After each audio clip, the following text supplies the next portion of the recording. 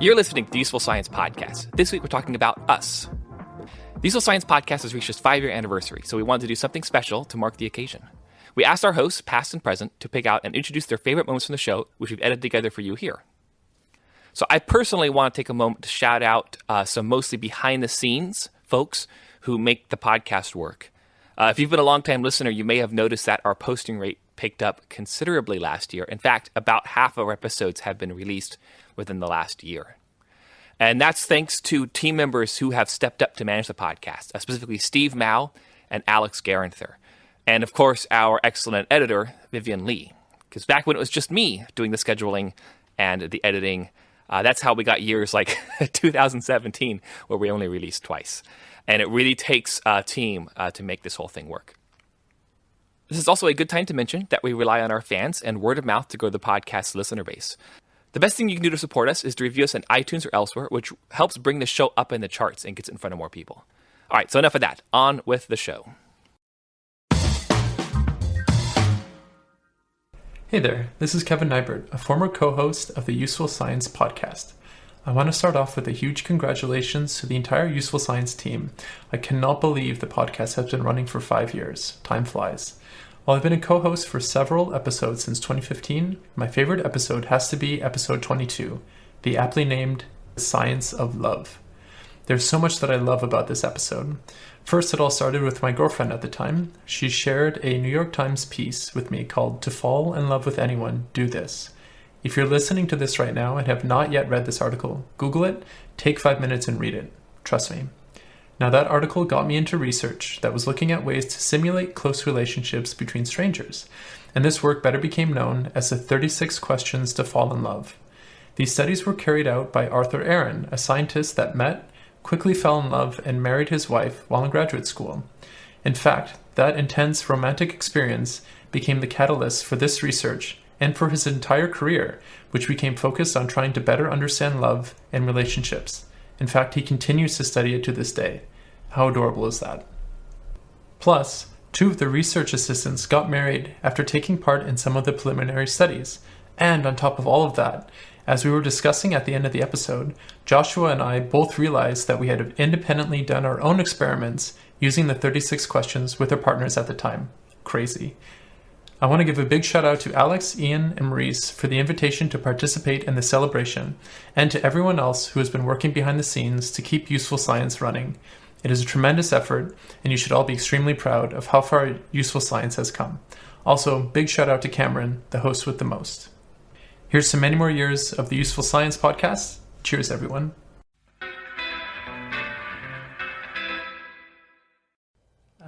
So the overall question is, will sitting down with someone for 45 minutes and answering 36 questions make you fall in love with them? Probably not, but it can make you feel a lot closer to that person, and that can facilitate falling in love long term. You know, I did this with my partner. We had just started dating, and we asked each other these questions. It was an interesting experience. I mean, obviously, we were already in a romantic relationship. I don't know if I would say it brought us closer together. It's tough to say 5 positive things about somebody in a row list-wise. It can get a little bit, repetitive. It's like, that thing I just said? Well, there's more. But it was fun. I mean, and I think that, maybe it had some implicit effect I wasn't aware of. But yeah, it's a fun thing to do. That's one of the nice things about this paper is, like, the questions are right there, so you can try it yourself. Yeah, so if you just go to the appendix, everything is there. I actually tried it with my girlfriend as well, and I had a similar experience to you. I found at the beginning it was a little bit difficult, but then once you start answering the questions, it really gets you into the mode of making these self-disclosures. It becomes much easier over time. That's what I found, especially when you get into the third set of questions. And actually, Elaine Aaron has a comment about if you're going to try this approach with someone else or with your partner again at another time, only do a couple questions from each set. So do like 1 or 2 from each, so that when you do it again or you do it with someone else, you're experiencing those questions for the first time, so it doesn't become rote. Like it's a unique experience each time. So that was her recommendation. Hi, my name is Susan Rogers Van Katwijk, and I have been a Useful Science contributor since 2016 and a podcast host since 2019. My current job is as Research Director for Global Antimicrobial Resistance at the Global Strategy Lab at York University in Toronto, and my field is epidemiology and global health. My favorite Useful Science clip is from episode 24, Having a Useful Summer, where I was talking about how 3D movies make you feel emotion compared to regular 2D movies. And what I love about this clip is that sometimes science can be useful in more than one way.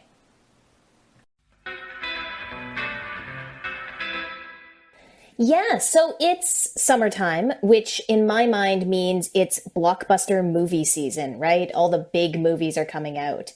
And at least in my house, this leads to the eternal question, are we going to go and see it in 3D? And the paper that I'm looking at, which is called Testing the Effectiveness of 3D Film for Laboratory-Based Studies of Emotion, looked at to see whether you felt stronger emotions when you saw 3D movie clips compared to 2D movie clips. So this was done, the lead author is Daniel Bride, who's in the Department of Psychology at the University of Utah in Salt Lake City. And what I love about this article is they did not do this study for the reason you think they did this study. They wanted to look at 3D movies because psychology research spends a lot of time playing movie clips to college-age students to get them to feel certain feelings. And they started to worry, this study was published in 2014, that maybe because all these college-age students they were studying were seeing all these high-definition 3D movies, maybe the 2D movies wouldn't work as well in their laboratory setting anymore. So they wanted to set out and compare the two to see if they needed to upgrade their equipment and start using 3D movie clips, or whether they were okay to stick to using 2D movie clips. Hey, my name is Joshua Conrad Jackson.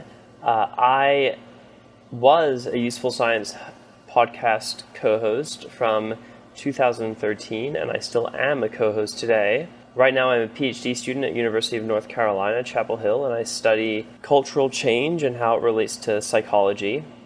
And for my clip, I looked all the way back to January 14th, 2016, to what I think was the 11th Useful Science episode ever, where I spoke about email checking frequency and well-being.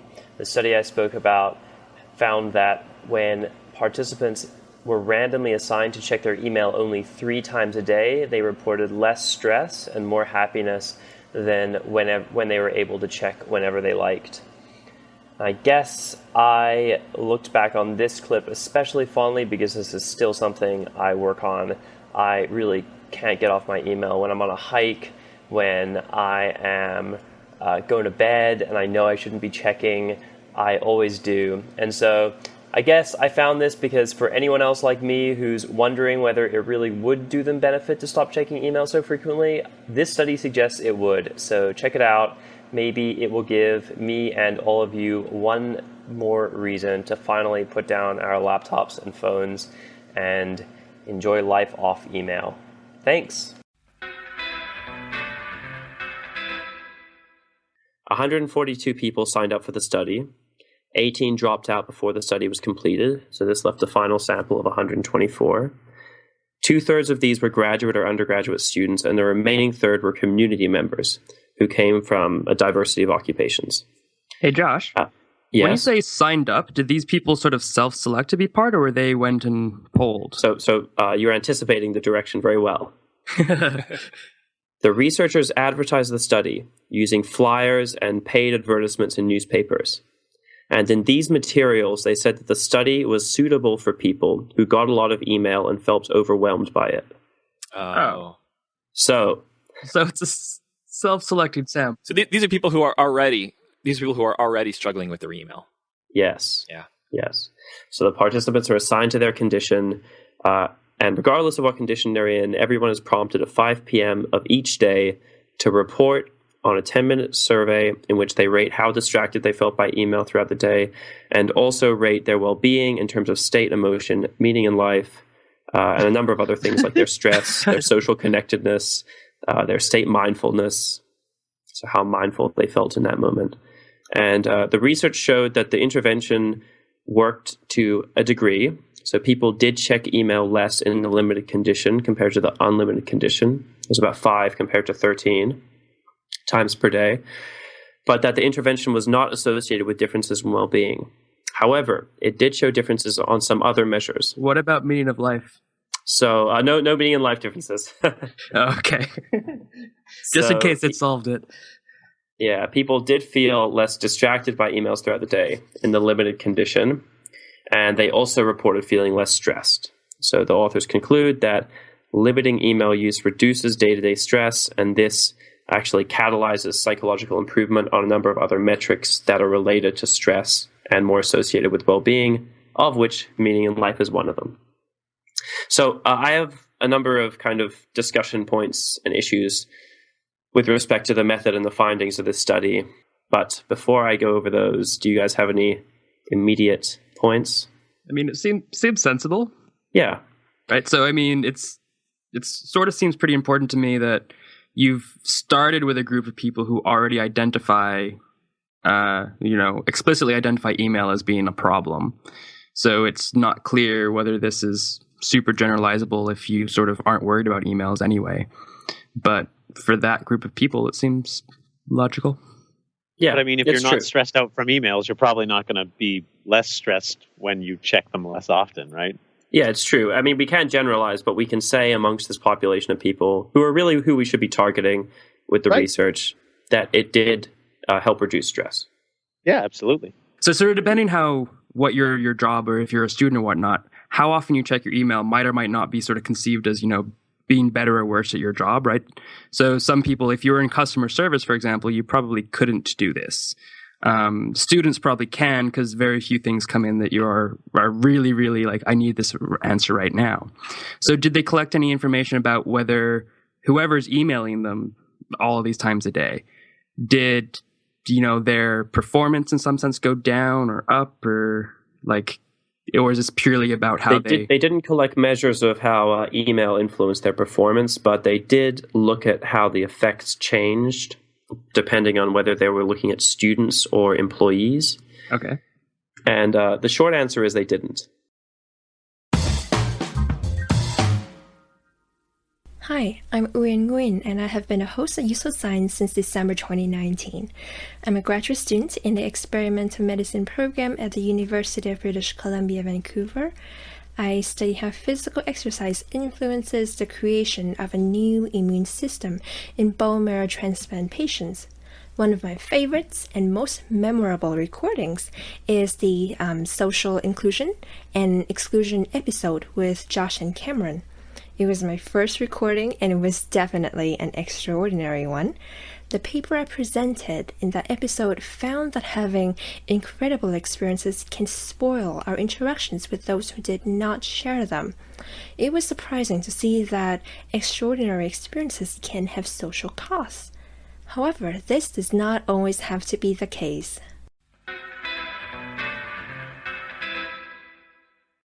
So what's the takeaway? What should people do? Should we talk about our experiences or not?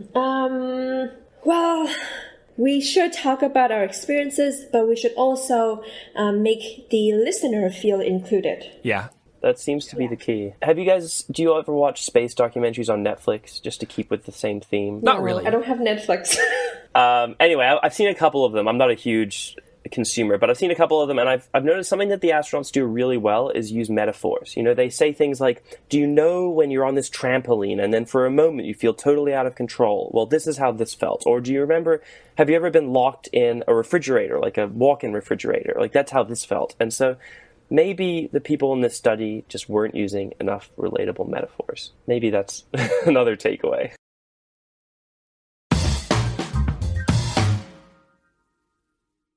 Hi, I'm Andrew Blevins. I am a writer and podcast producer. I currently co-produce the Harper's podcast for Harper's Magazine. And I was a host at Useful Science from its first experimental episode back in September 2015 up until episode 7, at which point I got carried away with other stuff. Totally lost track of this show. So it's really thrilling to me to see that it's still going strong 5 years later. The clip that I've chosen is from that very first episode, and it's a segment from Jamie Devine's discussion of toxoplasmosis, which is this fascinating, kind of creepy, also apparently very common condition caused by a parasite that can spread, among other means, through cat poop. As Jamie explains, and she does a really great job explaining it, toxoplasmosis seems to be able to change the behavior of lots of different animals, including humans. How is this information useful? I'm not entirely sure, but it's one of the things that I remember the best from my time at Useful Science. I will say that it's made me a lot more careful around litter boxes. So, yeah, enjoy.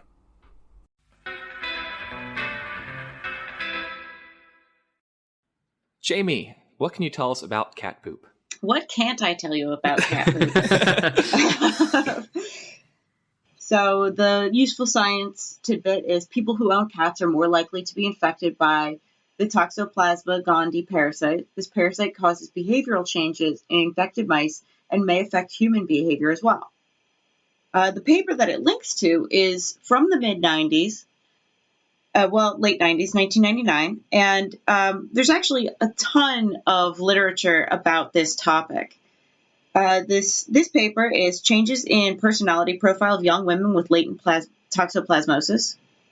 Toxoplasmosis is what they call it when you're infected with one of these parasites. Latent toxoplasmosis is when it's asymptomatic, meaning it doesn't really do anything. You just happen to have the parasite cyst. They get these cysts, so it's essentially just the parasite in stasis, and it doesn't cause too many problems as long as the person isn't immunocompromised. So individuals with AIDS, old people, infants, and pregnant women have a problem with this disease. But other than that, about a third of the world's population is infected with this latent toxoplasmosis that causes really no disease-like symptoms. So in this paper, they tested young women who were pregnant for toxoplasmosis. They didn't tell them if they were positive or not. For one thing, if you have toxoplasmosis before you get pregnant, it doesn't cause a problem. It's really only dangerous for pregnant women when they get toxoplasmosis during pregnancy. That's why you try to keep pregnant women away from cats. So they just asked these women to come back and fill out a personality questionnaire. They filled out the questionnaire, and what the researchers found was that the women who were infected with T. gondii, the parasite, were more intelligent. They were less prone to feel guilt, and they were also tended to be more tense and more impatient than the women who were not infected. So, like I said before, this is only one of many papers. So it seems to be pretty well established at this point that T. gondii does change the behavior of humans. And they think that this is sort of a holdover from the manipulation hypothesis, which is that these parasites, if they're in a mouse or a small bird, they change the behavior of that animal to get it to be more likely eaten by a cat. So what this does in humans is it makes women more outgoing, more impatient, more impetuous. It makes men more impetuous as well. They tend to be like quote unquote bad boys. They break the rules. They do what they want. So they're cool. Yeah. Yeah. So much for behavior. But In other words, more likely to be eaten by a cat. more likely to be eaten by a cat. Does anybody look at these 13-year-olds had cats? Is that what's going on? Hey there, this is Ian Mahar. I have been one of the rotating hosts of the Useful Science podcast since I believe the earliest episodes, and I just want to say congratulations to the whole Useful Science team. It's been a really amazing experience for me, and I've met some of the most amazing people. So huge congrats to Useful Science, and thank you for the opportunity to be a part of it. It's been amazing to see it grow and continue and have so many amazing moments. Now, in terms of the questions of what my most memorable moments might be, one thing that really stuck out to me when I thought about this was from episode 10 in 2016, I think. I think one of my most memorable moments was with Jamie and Josh and Cameron, who are some of my favorite people to record the podcast with. It was always interesting, and it always felt really natural to recording with them, and we always had some really fun and interesting conversations. But in this episode, we were talking about a Finnish article that had sort of morphed male faces to make them have certain more masculine faces to see if that made them more attractive to women. Jamie brought up the issue that this might be culturally specific, and then out of nowhere, she kind of launches into this sort of inexplicable rant about Ryan Gosling, which then came up repeatedly throughout the rest of the episode. So I think that was kind of surprising and funny and inexplicable, and that was the first thing that came to mind when I was asked to pick one of the more interesting moments to me. So that's what I'd say to that. All right, congrats again, and hopefully to many more years of the Useful Science podcast and Useful Science in general. Thanks again. So that was Ian, but Jamie actually picked the same clip. So we're going to hear from her, and then we'll hear the clip.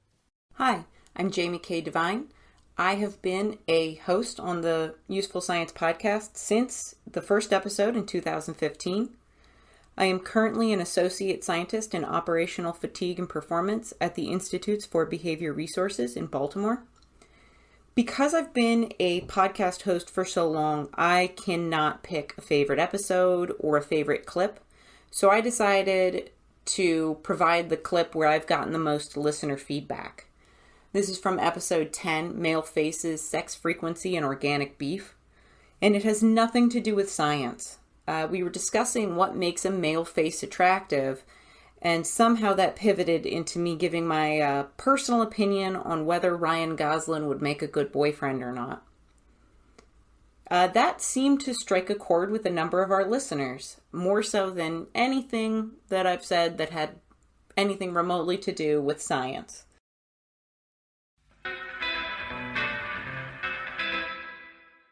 Okay, there's two brothers. Chris Hemsworth. Oh, yeah, Hemsworth. Yeah. Either of the Hemsworths. Very masculine faces, very hot right now in Hollywood.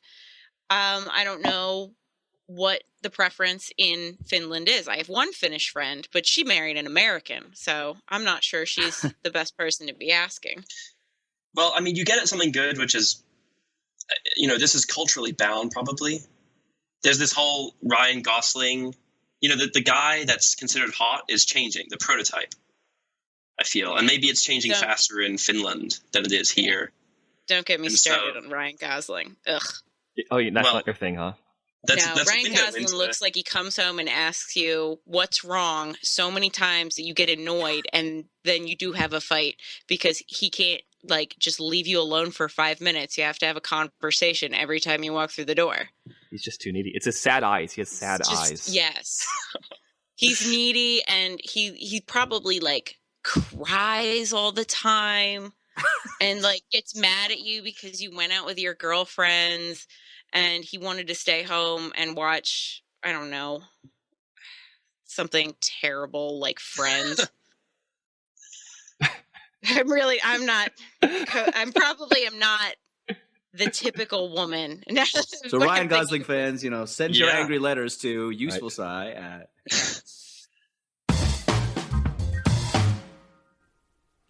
Hi, my name is Michael Galtus, and I've been a host at Useful Science since this train left the station back in 2015.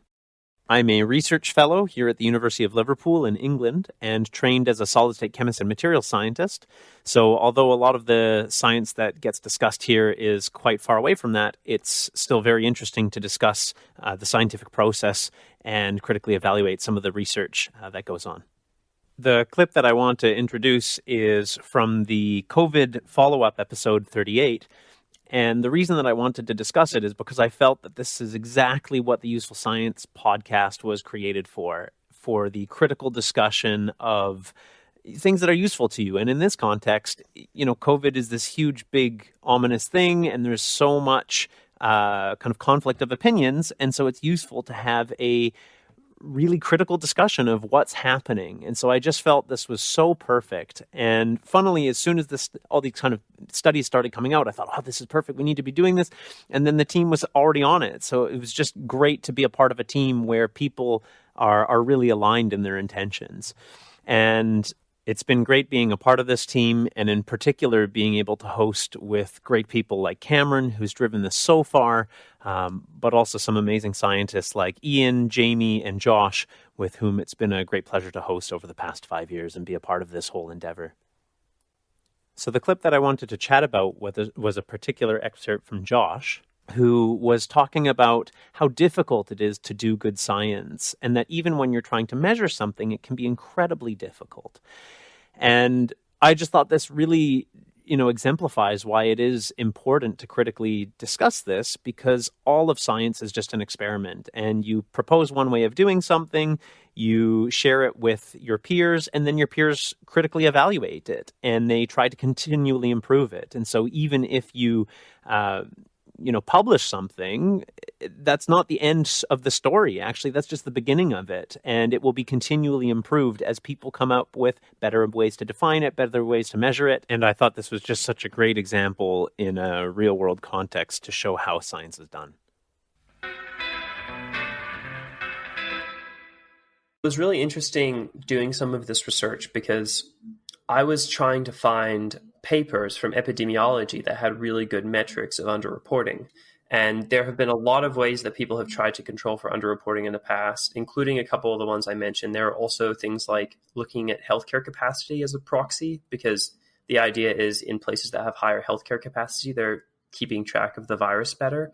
But there were actually very few really foolproof metrics for underreporting. And even the metrics that I've spoken about are imperfect. Like the CFR metric assumes that all countries will have the same case fatality ratio. But of course, that's not true, because some countries have better healthcare systems than others. And so it seems that COVID-19 has taken the whole research community by storm, and we've had to face problems in doing research on cross-cultural differences or on the growth rate of diseases that have never been as acute as they are today. Some of the papers that I saw were on Ebola, but and that was the majority of the real diseases that these models have been applied to, but they were surprisingly few and a lot of controversy around the ones I did find. And so it really is a developing science. Hey, this is Thanasi, and I want to send a huge congratulations to everyone on the Useful Science team for making it to 5 years. Hey, Useful Science audience. Steve Mao here, former editor for the Useful Science podcast and one of the current directors here at Useful Science. I've picked the following clip out because I think it really explains some of what makes this podcast so special. I think once you hear it, it's pretty self-evident what gives Useful Science that little flair that you just don't get elsewhere. Enjoy.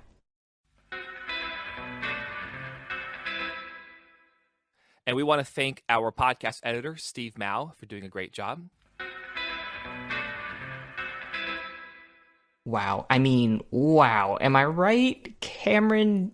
You just have the right amount of wit and brevity that sums up what makes this podcast so special. I mean, in all seriousness, I wanted to take an opportunity to say here that I am so grateful for the audience we receive every time we release an episode that lets us know that we're doing something cool and worthwhile. I'm also super thankful for the cast and crew we have here at Useful Science. It's really, really something special to have a group of science lovers scientists even from around the world that love science and want to share it with the world and share with each other how to be better at bringing science to the public in our spare time.